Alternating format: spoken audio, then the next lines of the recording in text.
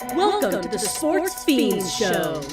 The show where, just like you, we can't get enough sports. The 47-year wait is over! And the Nuggets win it! To the Brilliant upper grab to the touchdown! And the Denver Broncos have taken Super Bowl 50. The Avalanche are 2022 Stanley Cup champions! And a shot into the back of the net for Diego Rubio! Now here's your hosts, Arthur Knight, Larry Perkins, and Austin Sorensen.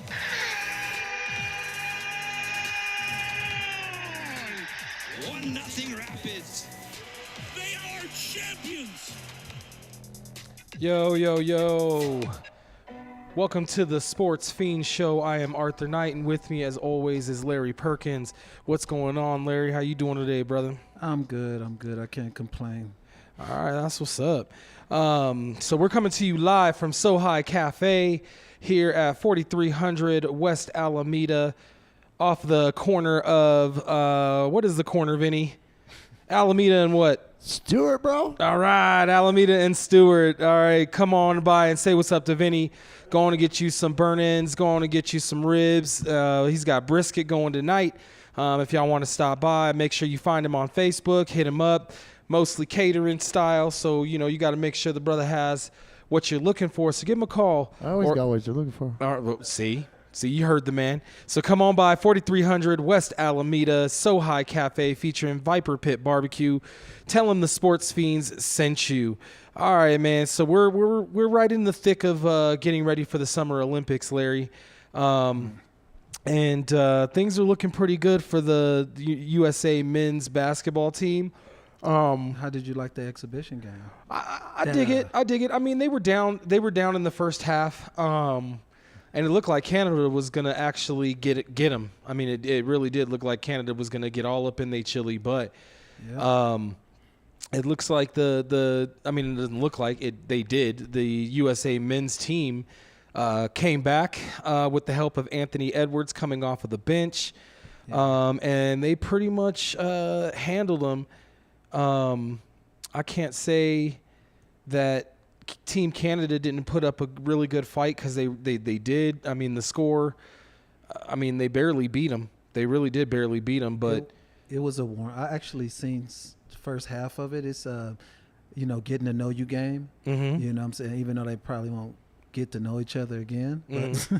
But it was one of those games, a filling out game. Mm-hmm. Guys coming back from a little hiatus or what so, but it was a pretty decent game, a good upstart. But well, they were warming up. It seems like they were warming up. I mean, I was actually impressed by Anthony Davis. He was just jumping through the gym. It's like, wow. Where is he doing that in the Lakers? Huh? I know. It's like yeah, he's still a China doll, though, man. You breathe on him, he's gonna shatter. Yeah. But Anthony Edwards, though, had a pretty good game. Ant-Man was good. Yeah, he came off the bench, gave him some good solid bench minutes, walked away with 13 points. I think he was the highest scorer. Yeah, looks like he was the highest scorer. But anyways, the USA men's team have a lot of big names on this squad. It doesn't look like anybody played great. It's just like I think they all played well. Yeah, it was a team effort. But to be fair, Team Canada has 1, 2, 3, 4, 5 starting guards, or excuse me, they're 2 starting guards. So Jamal Murray and SGA are 2 starting guards in the NBA. Dylan Brooks is a shooting guard / small forward, and I believe he's a starter. And then RJ Barrett, I don't think he's a starter anymore, but he's still a solid player. He's a solid role player. Yeah. And then they've got Dwight Powell as well. They've got Lou Dortz coming off the bench, Kelly Olynyk. These are all the reason why I'm mentioning these are all NBA players that are on Canada's team. Right. This is why this team was so hard to beat, right? Trey Lyles is on that team. I wasn't even sure. I didn't even know he was a Canadian, and he played for the Nuggets. I didn't even know he was a Canadian. That kind of blew my mind there. But just a bunch of excellent role players. They didn't score out the gym. I mean, SGA, RJ Barrett's still, I think, their highest scorer, man. While we're talking about he ain't the man. Yeah. He was the highest scorer, man. But they didn't play their players a lot of minutes. Yeah. It looks like the USA men's team played a little bit more minutes. And I'm just wondering, Kevin Durant didn't play at all. No. Derek White, who was just added to the team. I don't think he got any run. Nah, he didn't play at all. Okay. And that's a good segue into what we were talking about off air about, Derek White being added to the team because they kind of removed Kawhi Leonard. Kind of walked away. But I felt it could have been at least a couple of other players that could have went besides Derek White. I know he's a champion. Well, there's at least one player, maybe the MVP of the finals. Brown. But, there's at least one player that should be on this team before Derek White. Is all I'm saying. I mean, Trae Young. Yeah, we can keep going. I mean, yeah. We can keep going. But Derek White is a solid player. Don't get us wrong, ladies and gentlemen. I mean, he is a solid player. I'm not going to take anything away from him, but slow-mo over the MVP of the finals doesn't seem. Shoot, I would have took Clay. Dude, we could, like I said, we could do this all day. We could start naming off all kinds of cards. I could have took my mama. That would have been better. My mama would have been good. No, I'm just kidding. But to me, this was a good warm-up game. U.S. beats Canada 86-72. It was a good game. I did watch it. I'm a little worried about my guy, but we'll get into that later. Do you think it's time for us to call for us competition-wise with Canada and United States to have a border war? Because what are you talking about?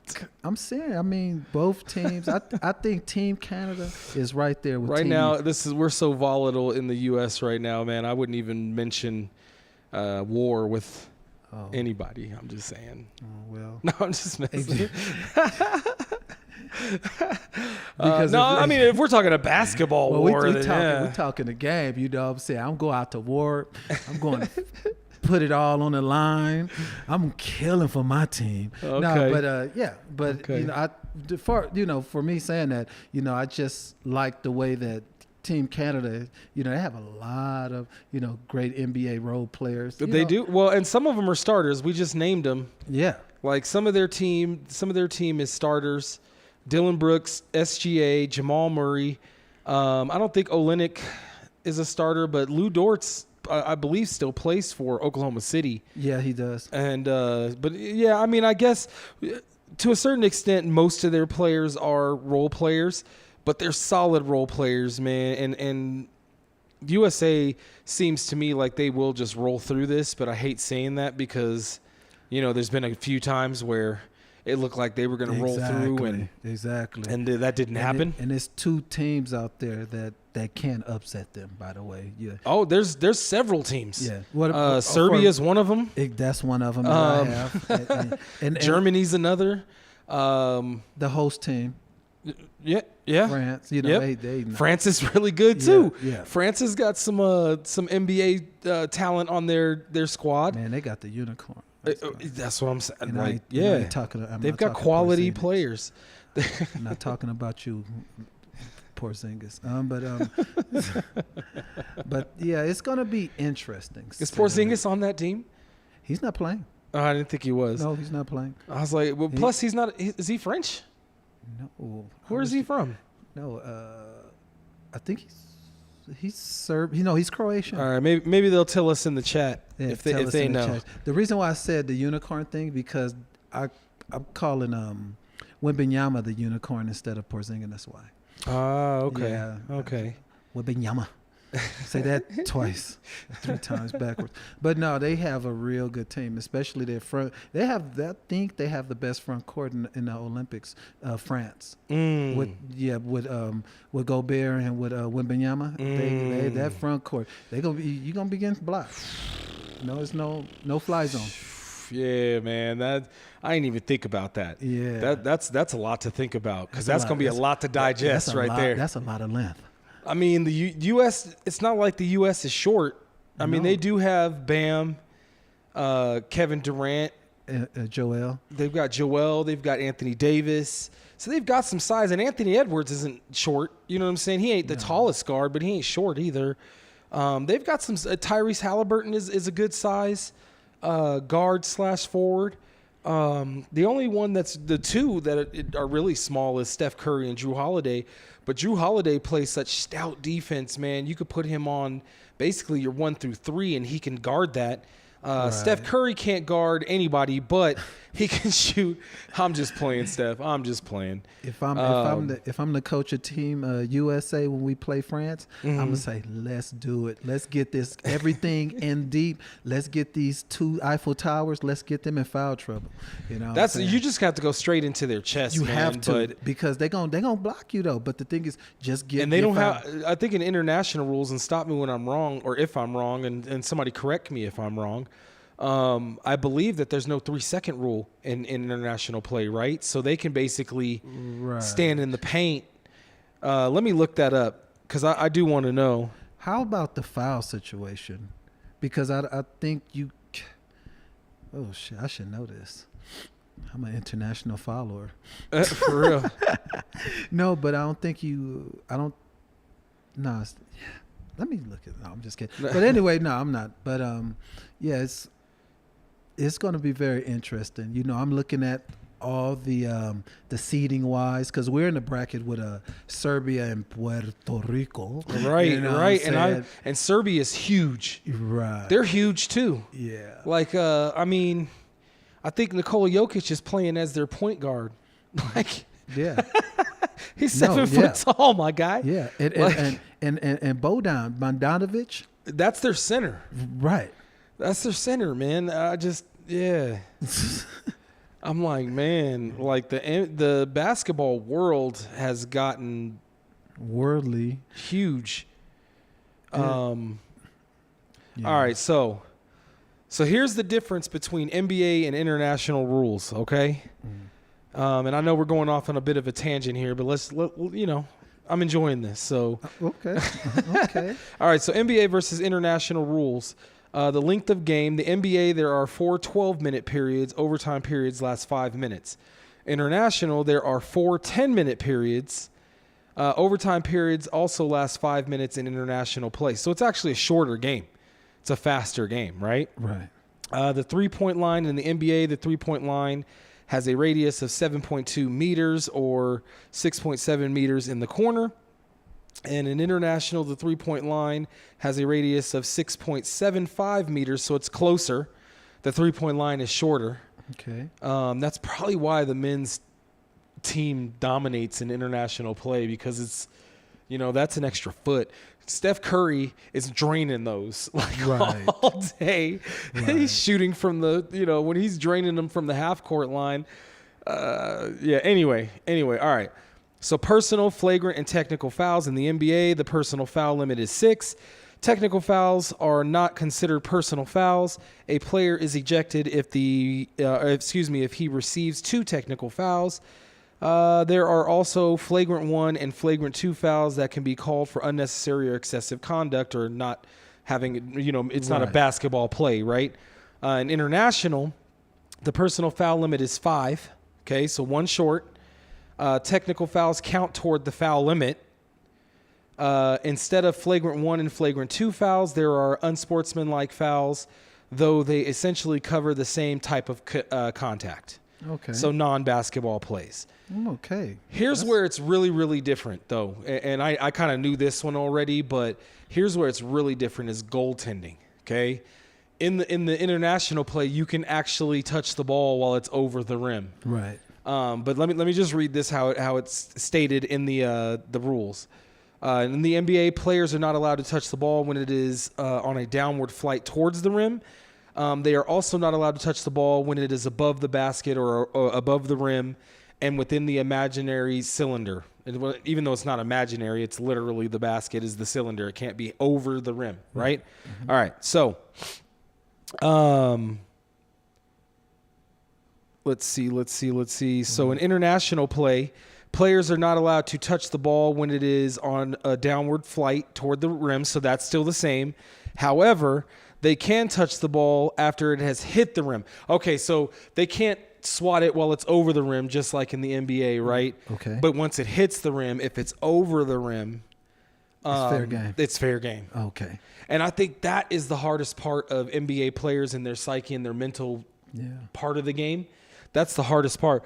But that's the easiest transition for most of these international players that play in the NBA. That's why they're so good, basically. Yeah, that's why the world is kind of caught up, right?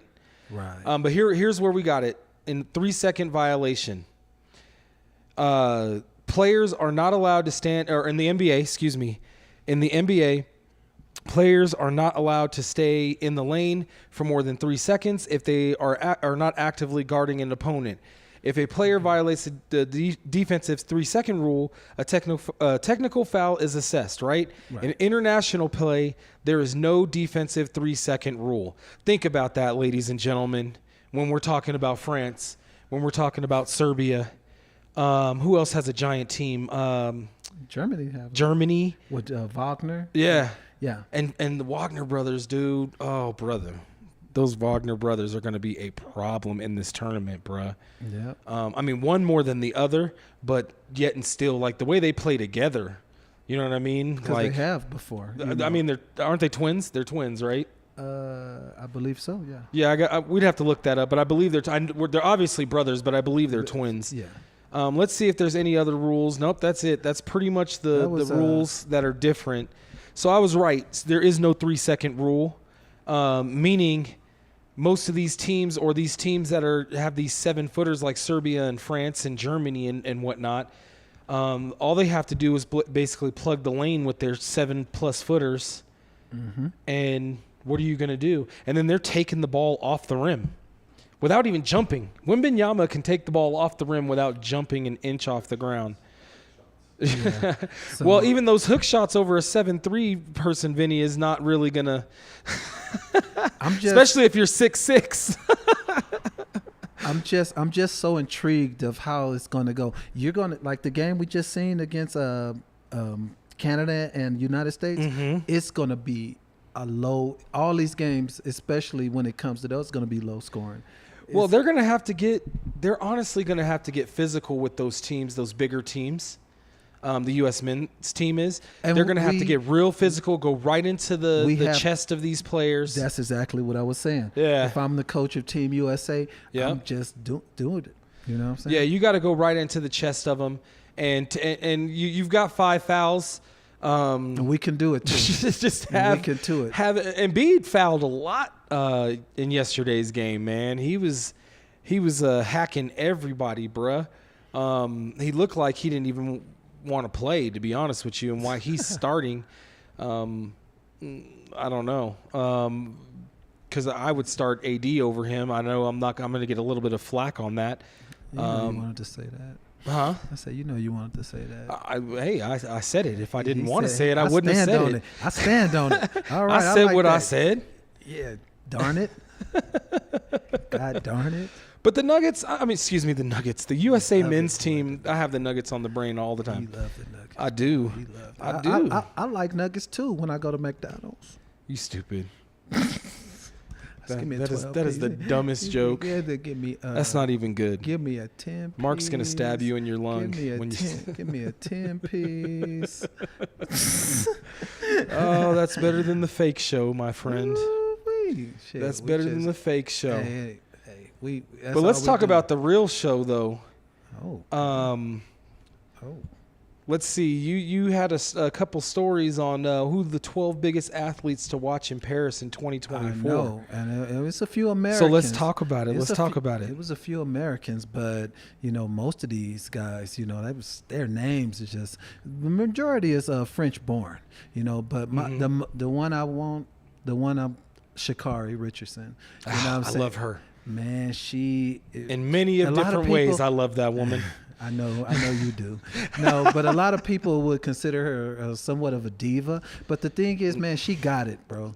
She got it, and she flaunts it, and she's gonna go for several goals. I believe so. That's me personally. Well, she's hungry, man. After what happened to her last time. Exactly. You know what I mean? She's hungry. You know. She about to go in there and kill everybody. You know, and she about to fry him. And the reason why I know about this person is because when I kind of went to Brazil, and she's like the big thing, you know. Raça Leal, you know. They call her the little fairy, the little Brazilian fairy. But anything, she's a great skater, and she's going this year because she dominated the last go around. Okay, but she's going for the gold in skating. Okay, you said in speed skating or yeah. Okay, okay. I'll keep an eye out. But it also you got just like saying her name. Raça Leal. He don't even know what she does or who she is. He just likes saying her name, like Sosa. Sosa. You know, and also you have LeBron. No, I'm just kidding. He's on this list. You know, he's going for his third Olympic gold. You know, he got, one of them from my boy Kobe. You know. Facts. No, but yeah, he's going for his third gold, And also, is it his third gold or is it his third medal? Because didn't he get a bronze or a silver or something? Because that's why they had the Redeem team, right? He was not. He wasn't on that team that they lost. No. What? He wasn't on that team that got the bronze. What? You can fact check it, but. We have Simone Biles. Okay. That's who you was talking about. Okay. And she's doing something that's really uncharted. They said she's going to pass Florence. She's looking to pass Florence Griffith Joyner for most goals. Okay. I'm trying to get this down packed. Okay. You know what I'm saying? So, yeah, that one. You have, Leon Marchand, he's a swimming guru. He's another Frenchman. He's looking to get multiple goals as well.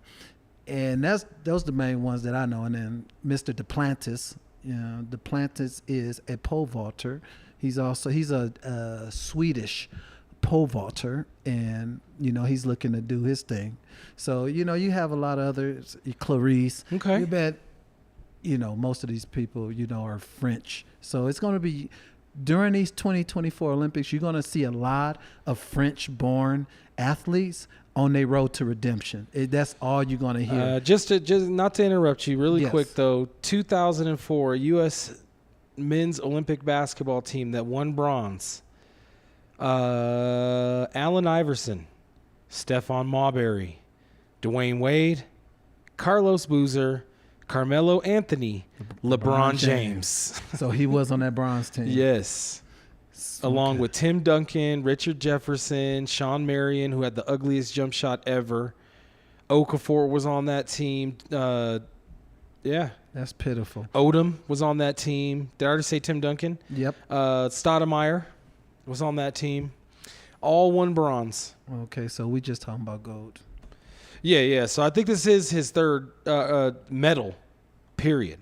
Right. Yeah, because he's got the bronze, he's got the gold, the 2 gold, and he's got 1 gold. No, because this is his third. I mean, because 2004 they got the bronze, 2008 they got the. Somebody help us out here in the chat, man. Am I wrong here? I know he got 1 with Kobe. That was the Redeem team when he won, when they won after they lost. That's in 2008. Right? Right. So this would be his 4th time going. His 4th time? This will be his 4th time. So he's got 2 goals. This will be the third and goal. Okay. All right, cool. All right. Now that we got that settled. All right. I'm right. You wrong.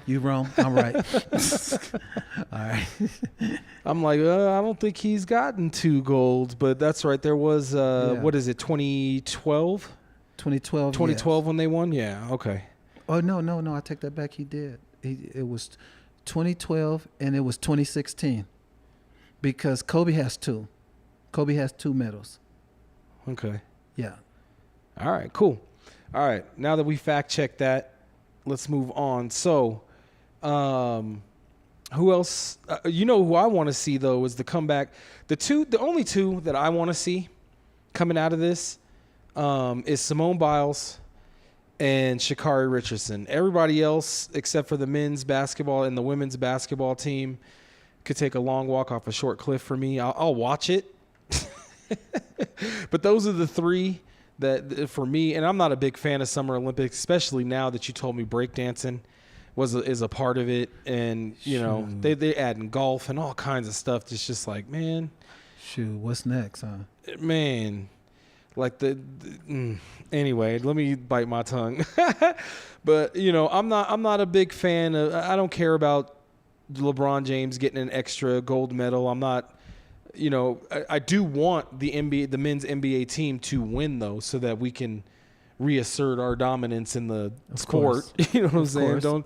Don't get me wrong. I do want us to win, but I'm not worried about him getting another gold medal. But Simone Biles, her comeback after leaving the U.S. team because of mental health issues. I remember that. And, I respect her for that, man. And that kind of sparked a whole revolution and stuff when it came to mental health, and especially in workplace situations. Right. So her stepping out on that limb for the rest of us in the U.S. to stand up about making sure that you're okay internally before you just drive yourself into the ground. But that's why I want to see her comeback story. But it's just sad because I remember when she first announced that, people was like, oh, she got flack. She's ducking. Yeah. I remember that. She gave up on her teammates. She got major flack behind that. But now it's more or less like, she's a hero. That's what she going,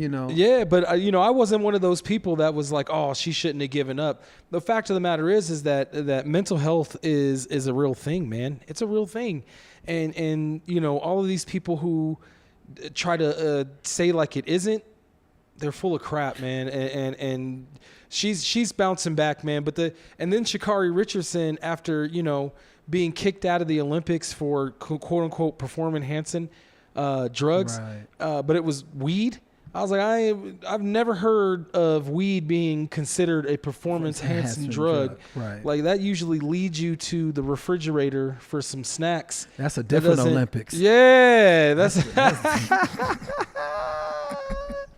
like, that is like, man, that's an Olympics. Like, you changed the channel, man. You changed the channel. But yeah, that was that's about the only. That was Bush League. Yeah, that was crap, and it was because the world knew she was about to go into the Olympics that year and smoke everybody.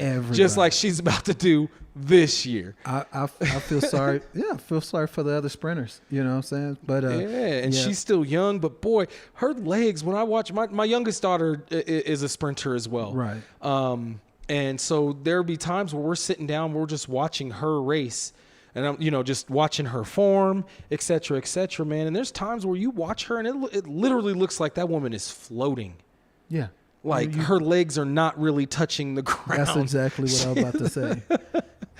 Like I mean, amen. She's I can't wait to see those two women represent our country. After it's the comeback stories for me. I like an underdog and comeback story. They're definitely not going to disappoint. Nope. I have a gut feeling that both of them are going to light up the whole Olympics. Other than that, I mean, like you said, it's mainly international people to watch. Right. And I do enjoy track and field. Like, I'll watch track and field. Okay. I'll watch all of that stuff. I'm just volleyball? not a. What's that? Volleyball? I like volleyball. Okay, me too. Indoor and the beach. I give love to both of those sports. I'll watch all of that stuff, man. It's just that the Summer Olympics has become. Swimming. Actually, I do like that. Mm-hmm. I'm not even going to front. Yeah. Kind of like in the Winter Olympics, I like curling, and I get laughed at for that. But I'm like, man, it's exciting to me. I don't know why. I mean, I used to curl when I was in high school and stuff, and it was just a fun thing to do. But I get excited when because you did it. That's why. I mean, but still, most people give me crap about it. It's like curling. It's like, yeah, man, actually kind of. It's cool. Some people just have to be more sympathetic to your likes and stuff. Nah, man, I be getting bullied, son. Nah, I'm just kidding. But speaking of likes, man, you were telling me, or excuse me, speaking of likes and dislikes, And bullying. you were telling me that you are a little worried about this Klay Thompson leaving Golden State. Well, no, I just think I just feel bad, you know what I'm saying? Because this guy was the main, he was the main one. He made the sacrifice for when KD came. He made the sacrifice, when Draymond, choked out Poole, and then he got his big payday. Poole got his payday. Steph got his payday. You know what I'm saying? Everybody, nobody had to take a pay cut. Nobody didn't have to take a back seat. Everybody, but Klay was the only. He was for the franchise. I'm not a Warriors fan. I respect them. I respect the franchise because they do everything the right way. Now, but I think it's a disservice to him, and it's a disservice to his legacy. Personally, to speak, how they treated him on the way out, and the main thing he was saying in his press conference in Dallas is like, "Hey, I feel I'm at a place now where I can be respected." Well, and it's a fresh start for him.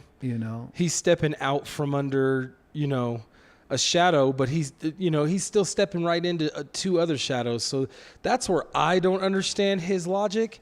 But to a certain extent, no matter where he went, unless he went no matter where he went, he was unless he went to a team that wasn't gonna be a contender.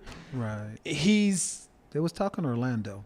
Well, I'm just saying. Well, they're kind of a contender. I mean, to a certain extent, they're a team on the rise. In the East, you never know. You really never know. And with them taking KCP from the Nuggets and having that would have been nice. They did. That happened. I'm talking about if Klay. Well, the thing they play the same position, right? Yeah, basically. So they already got KCP. I was thinking both of them together because I know Orlando got KCP. Right. But it's a fresh start for him. But unless he was going to a team that wasn't going to be a contender, he was always going to step on. If he came to the Nuggets, if he came to the Lakers, if he came to the Clippers, if he went to New York, if he went to Milwaukee, if he went to, Boston. Let's say he went to Boston, right, and beat out Derek White at his position. He would still be stepping in or out of somebody's shadow or stepping into somebody's shadow no matter what, unless he went to Houston or even Cleveland. That would be an even keel with him and Spider, right? If he went to Atlanta, that would kind of be an even keel, but he would still be under the shadow of what's that boy's name? Where at? Atlanta.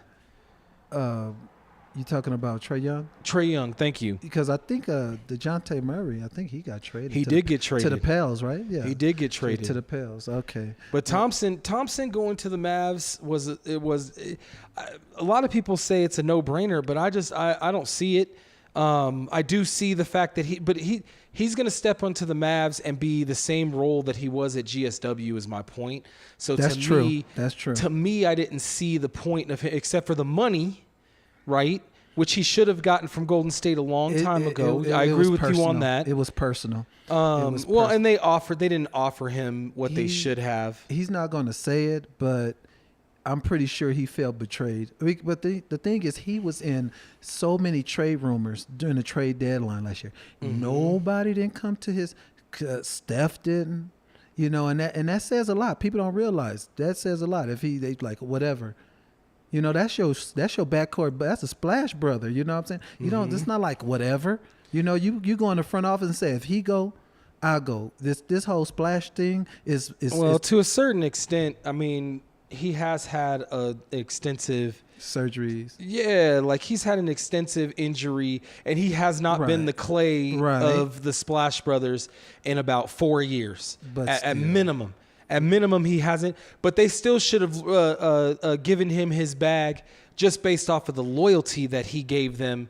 But they were loyal to him too, keeping him after those injuries. I mean, to be fair, they stayed true to him. Kind of like the Nuggets did with Jamal Murray. They could have traded both of those players away. Same injury. Same with Devin Booker. You know what I'm saying? Phoenix could have walked away from him too. But the fact of the matter is they didn't. And they kind of, showed that love, but they didn't show the love monetarily in any way, shape, or form. You're absolutely right. No. Everybody and they mama got paid except for Clay.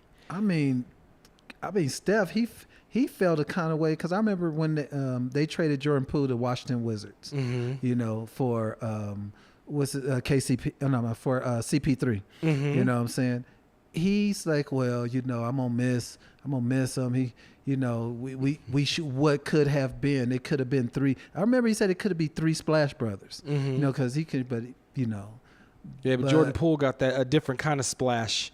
He got splashed in his eye. Oh, dang. And also he got high. He got big headed, especially when he got it's when he got his contract.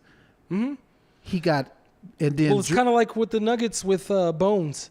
Like when Jamal Murray was out the entire year, like year and a half or whatever, Bones got a lot of playing time. Malone had to dig in the bench and allow these players to play because he didn't have Jamal and they were holding Jamal's spot, right? But then as soon as Jamal comes back, Bones is like, oh, well, why are you've had me the past year and a half. Why are you giving this guy the crown or whatever? And it's like, well, because he's the man. They gave him the door. And that's what they did with Poole, just like they did with Bones. It was like, yep, okay, toodles. But we can replace you. And I don't think necessarily GSW replaced Poole. No, they didn't. They just saved money. They haven't been the same, and he's a bigger guard than both Curry and Clay. Right? He's got a little more height. He's got a little more length. He's not as girthy as Clay. And he's about as wiry as Curry, but you know what I'm saying? Like he still had a little more size. He had a little more length, right? And had a little more. I don't know. His jump shot could have gotten to the point of Curry, at one point in time. But I feel like now he's like a footnote. He's a footnote now. He's getting beat up over there because he didn't have the other guys, helping him out. Well, he had the mentality though at GSW that he could do everything and be the man. Well, now he's the man, and he can't. He can't. He's getting chewed up and spit out in the nation's capital. Yes, sir. And Speaking of players that are, getting chewed up and spit out. Man, I love your segues. You just take it. I'm gonna say something. You can just grab it. Oh, I ain't saying that. All right. So there's only in the free agency. There's only like a bunch of role players left. And our two teams respectively, we're done. We're aproned. Yeah, we're done. We're aproned out, so we passed our. We're our done threshold. unless the Nuggets or the Lakers make some major trades and open up roster spots. There's nothing. Know. I'm looking for a trade right now. I think the Nuggets a package of Nikola Jokic, Murray package, or LeBron Davis package. But seriously though, it's nothing coming down the pike. No.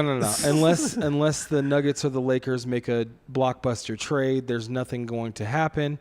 But there has been, besides Klay Thompson, man, there's been some pretty good role player signings, and there's been actually one big trade that happened for DeMar DeRozan. Let's get into that.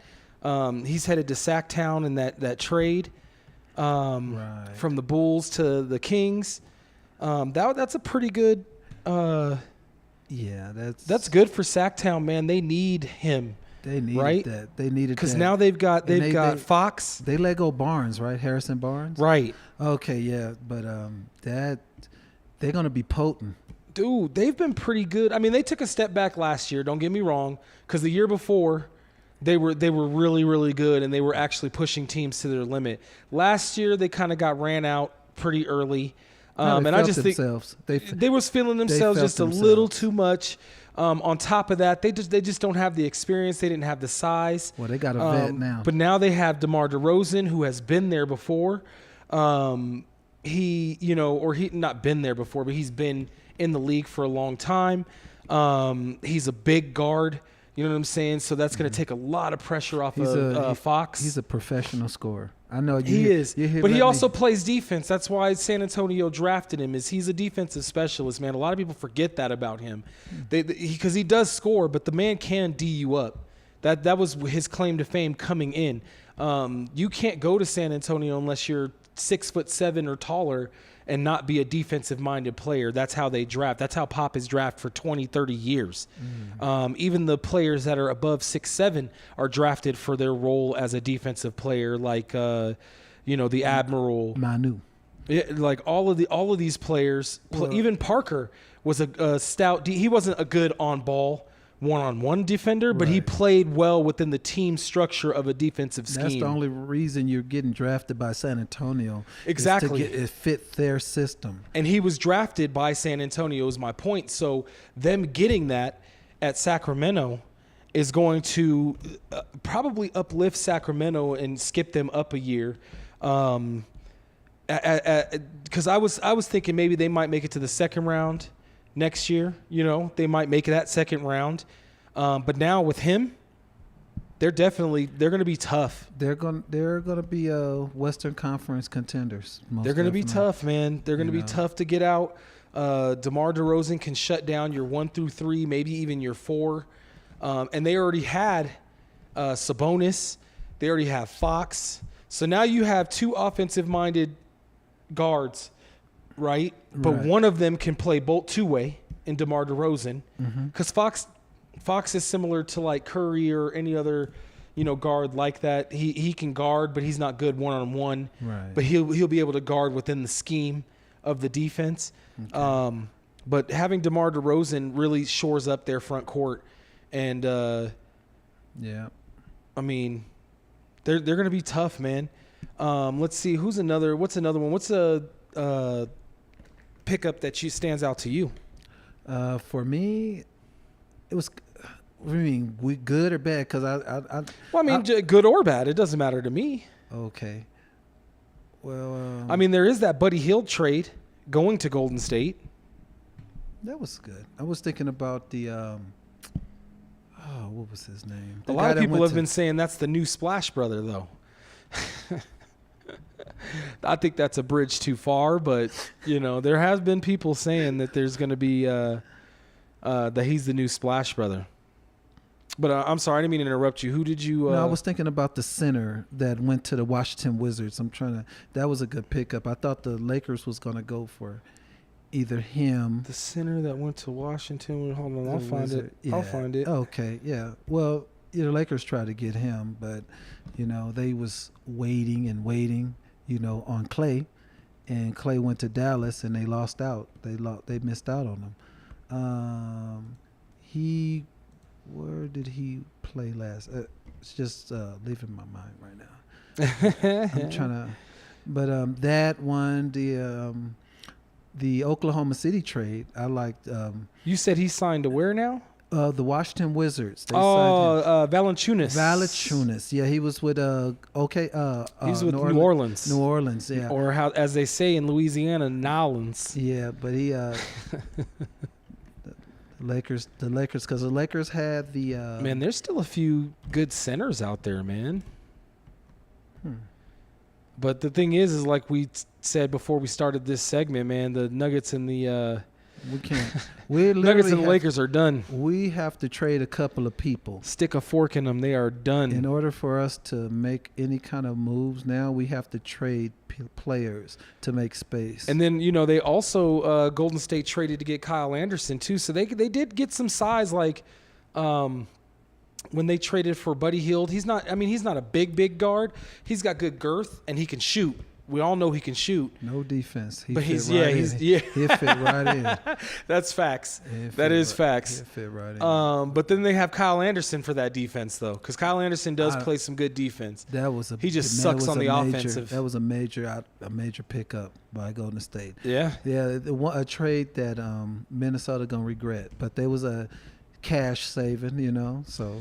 Man, they're strapped just like the Nuggets and Lakers, man. I mean, they've made a lot of moves, but I'm eager to see what they're going to have to do because they're not going to be able to keep all of these players. They traded up to get some of these players. I was laughing They at only you. have so many two ways. I was laughing at you, but you was kind of like truth telling there. Hey, man, I tried to tell them. I tried to told them, You try, and they wasn't listening. I guess it's 12 o'clock twice. The clock up to- Yeah, even a Was it- broke clock is right twice a day. yeah, that's you. No, that'd be more like you, sir. But anyway, Bol I'm always resigns. He said, "I'm just broke." Phoenix re-signs Bol. I think that's a mistake. I don't think that dude is really NBA material. I don't think he even wants to play in the NBA. I think he's just tall and he's getting the millions while he can. That's just my personal opinion. He just like catfishing them Instagram models. For real. Yeah. For real. He's catfishing NBA teams with his height because he's 7'1". And he thinks he's a unicorn, but it's like, man, if he would just learn post moves, all of that outwardly dribble stuff that he does would be a lot more effective. Like learn how to use your size first. You know what I mean? Like learn how to use the post. Learn how to post up. Learn how to use the pick and roll. Use your guards and your forwards in a pick and roll situation. And that's going to open up a lot of what he wants to do. Yeah, but these players nowadays, man, they want to play Euro basketball. They want to shoot first and ask questions later. Yeah, man. I mean, you're not wrong. They don't. They that whole mid range game thing. It's going. Excuse me. Oh, wake up, man. No, Yeah, I'm sleepy. Oh, Your man. boy works a lot of jobs. I know. I'm not sleepy. I got tons of energy. He wear a lot of hats. That's I why do. That's why I don't got one now. You think you're funny. It's not really. You're only making yourself laugh. I know. Oh, another Minnesota. This is another one. Minnesota signed Joe Ingles. Little Pringles. The Pringles. I didn't even. Nah, Joe Ingles started out on Utah. Then he got traded to Orlando. He's kind of like a sharpshooter. He plays good defense. He's not a great player, but he's a great role player. Was he on that team with Hayward? With Hayward? what's the shooter name? Hayward. No, I don't know what you're talking about. Oh, no, he played for the Utah Jazz and he signed with the Boston Celtics. Gordon Hayward. Oh, Gordon Hayward. Yeah, Okay. he was on the same team with Gordon Hayward. Yeah. Okay. Yeah, I mean he was, but now he's on Minnesota. Because that's the only thing I can remember about Ingles. Because Right. Okay, but yeah, he's a sharpshooter. Yeah. That's it. Man, there's still a lot of good role players out there that are not signed right now, especially guards. But I'm guessing the Nuggets are going to roll with What about your boy Pat? Pat Beverly's still out there, but they can't sign him. No, I'm just okay. Wow. They can't sign him. You ain't And trying I to would, trade? You I wanna would trade? rather them trade. I'd rather them get Spencer Dinwiddie than I would Patrick Beverly. I mean, Patrick Beverly, he's all defense, man. I mean, you're talking 6.2 points from a 6'5", 6'6", as opposed to Spencer Dinwiddie, who's 6'6", 6'7", and is 10 points a game. Like I'd rather have Spencer Dinwiddie, personally. But I'll take either one. But they can't sign either one, in all honesty, because the Nuggets are strapped and not going to be able to sign anybody else. Because they just signed Deron Holmes, their draft pick. They just signed Blacko Canker. Why do I call him Canker? Canker. Jesus. They just re-signed Blacko. That sounds like a bone in your foot. I broke my canter. I still feel like they might be able to trade Zeke Naji. They're going to have to package somebody like Michael Porter with him. But a lot of people are worried about the bench. I think Hunter Tyson, Julian Strother, and Jalen Pickett are really going to get a lot of minutes, and they're playing in the summer league. I'm actually watching the game tomorrow that they're going to play. And I kind of want to see, especially Strother and Tyson, I want to see what kind of leaps they're going to take because they were really good in the summer league last year, and in the beginning of the season for the Nuggets last season they played some good minutes. Strother did. Tyson only got in, at the end of the games. He got in garbage time, but Strother did. Strother got some good minutes, but I think they're going to have to weigh heavily on Jalen Pickett because I can't think of anybody else that's going to play that backup one. So I'm going to really be watching Jalen in the summer league this year just to see how he's going to do. But speaking of how somebody's going to do this summer, you do great segue. Jamal Murray. See now you're coming off as condescending. No, I knew you was going to say that. No, I swear to God. Is that why you were smiling? You were waiting for it? I was waiting for you, bro. That's what's up. He doesn't know what I'm going to say, but he kind of knows what I'm going to say. That's awesome. I mean, But speaking of seeing what somebody's going to do this summer, man, is Jamal Murray and the Denver Nuggets have, kind of, I don't want to say a dispute over contract because it sounds like they have a contract in principle. Right. But here's my thing. I'm guessing the Denver Nuggets organization did not want him to play in the Olympics this year. No. Especially if they were going to sign him to an extension and then he blows his other knee out or he blows his knee out again or some sort of injury that'll keep him, from playing this next season. And I don't blame them.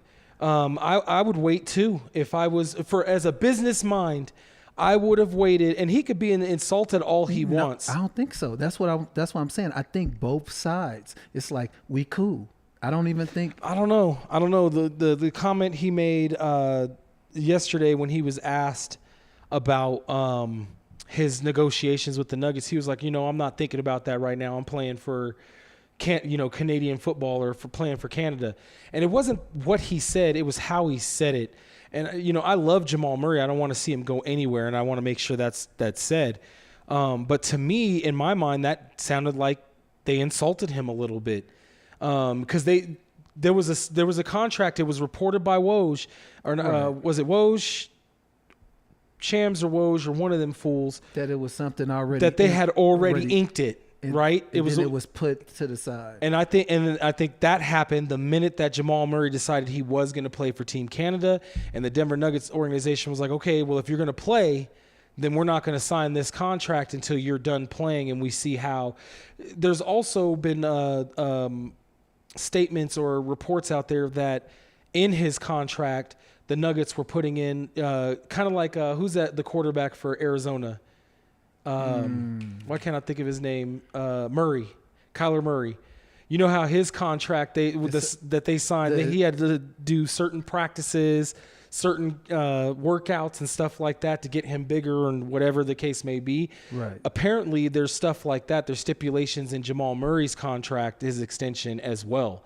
Because there's a question about his physical fitness, not just his knees, but his cardio fitness, because he runs out of gas in a lot of games. I'm not going to front. Like, he does run out of gas in a lot of, even though he does hit a lot of big shots at the end of games. I've watched enough games of Jamal Murray to know that there are times where he runs out of gas, especially when he racks up about 15 points in the first half. You know what I'm saying? Against teams like Minnesota that are physical, because he has to prove it. But then in the fourth quarter, he's completely gassed. And that happened in Game 7, him and Jokic. But there's been rumors, or not rumors, there's been reports of there were stipulations of conditioning in his contract, and that there's a little bit of friction between him playing for Canada and the Denver Nuggets organization requesting specific, conditioning things for him over the course of this summer. Right. I think it's a little bit deeper than most people are taking it. Because let me just put it this way, okay? Just to put a punctuation on this. If it wasn't a big deal for him to play for Canada in the summer, the Nuggets would sign him, right? And if it wasn't a big deal that the Nuggets are asking him to do these conditions, he'd have already signed the contract. So obviously, to me, there's where there's smoke. That's all I'm saying. I mean, man, That's all I'm saying. Like take it into consideration. I do not want to see Jamal Murray go anywhere, but if he's acting as if the Nuggets owe him anything, they don't. He did help the Nuggets win a championship. He is a key piece for the Denver Nuggets organization, and the Nuggets could not have won without him. Period, point, end of discussion. But even with that said, they don't owe him anything because of the fact that he blew his knee out and they kept him, kept his roster spot, sucked for a couple of years, and then came back and held his spot for him like no other NBA team would have done for a player who's so inconsistent. And please don't take that the wrong way. Like, I love Jamal Murray. I love his game. I love the way he plays with. Yeah, he came a long way. I love the way he plays with Nikola Jokic. I like the way his game is with AG. He played very well with KCP. He's a phenomenal basketball player, and some people forget that he's a top 10 draft pick, right? He was picked 7th overall. So it's not like he doesn't have the talent or the skill. He's there. But to me, he's acting as if the Nuggets owe him something, and they don't. If anything, he still owes the Nuggets a little bit because they have paid him max contracts, even in his most inconsistent years. They've still given him the money. They held his spot and still gave him the money.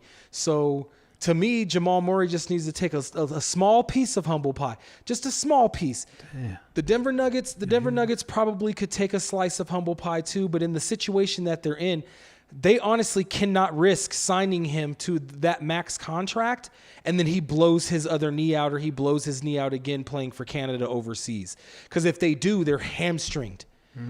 Not just for this year, which they are hamstringed for this year. Next year, they have a little more flexibility, but this year, they're hamstringed. And if they sign him to a max deal and he blows his knee out or gets a major injury to where he can't play next year or can't play half the season or whatever the case may be, they're going to be stuck with that contract. So I don't blame them for being like, no, if you're going to play and not keep yourself in good – I mean, I guess keeping yourself and playing for the Olympics does keep you in basketball condition. Don't get me wrong. Yeah, but it's actually live ball. But People it's man. And for no money, no fall on somebody's. You can roll on, an ankle or something. Anything could happen in international play. I'm not happy about Nikola crazy. Jokic playing for Serbia, but the difference between Nikola Jokic and Jamal Murray is it's not even that. It's just that he's a little more durable. Nikola Jokic has had some injuries, right? He has lower back injuries. He has these nagging injuries because he's 7 foot plus. But he doesn't have a history of these big injuries that he's had to sit out.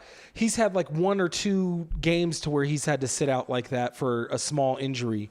But he's more durable. And I believe that Serbia has enough size and talent that they don't need to lean on him like the Nuggets do. They're not going to lean on him like Canada's going to do on Jamal Murray and SGA because that's their 2 best players. Yep. Right? They're going to ride them. They're going to ride them until they can't ride them anymore. They're going to ride. They don't care about his contract. And speaking of riding, another segue. Damn, another. I hope y'all ride with us, man. We apologize for the hiatus, the past few weeks and whatnot. We have jobs.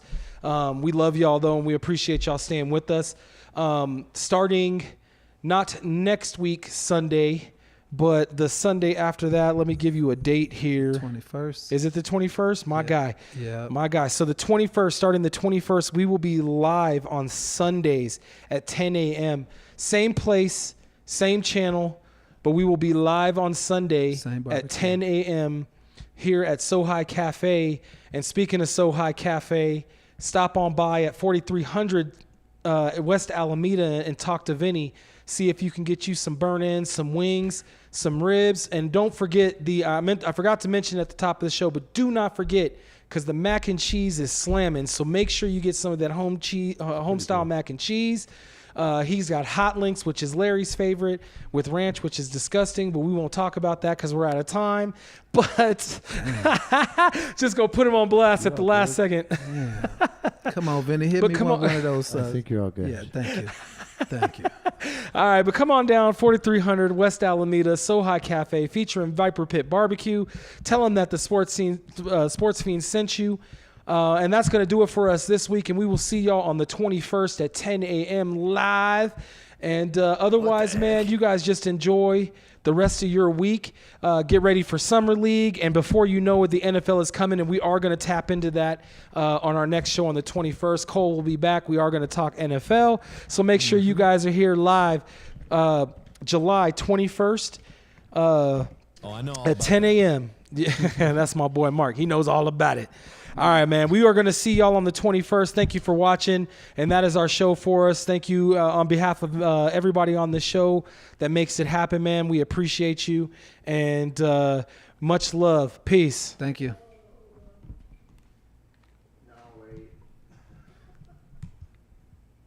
Hello, mother.